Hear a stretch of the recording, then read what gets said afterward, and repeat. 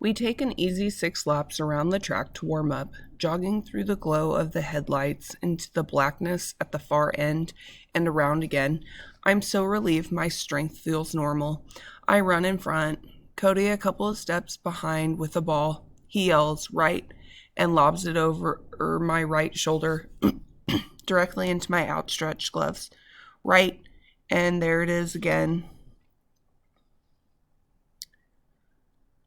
Left, and I reach to the left where the ball settles in, over the top, and I stretch them out in front. The drill was created for receivers, but Cody uses it to hone his accuracy. He falls further and further behind me, still placing the ball perfectly 90% of the time. It shows on the far end because I can't even see my hands. My brother has some feathery touch. He talks as we jog. It's going to be a great at Boise State with you, little big bro. He says, it's not just the football, right? And the ball comes right over my shoulder.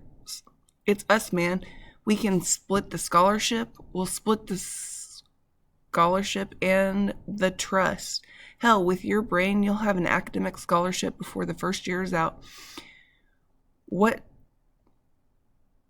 intuition of higher learning is going to give up on you? What institution of higher learning is going to give you up? Left. Cody is right. It is us. We're the heart of the wolves, or better, the heart of the wolves.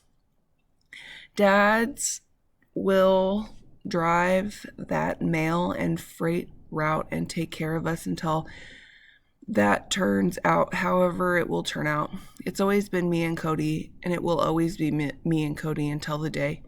I want to tell him, but I can't. Not tonight. It's Christmas. Mom is out of the bedroom and has actually put up a few decorations.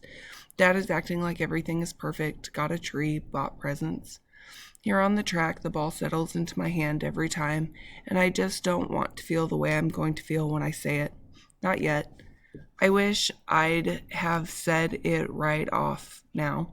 I wish I wouldn't have been so selfish as to think I could ask for a normal year.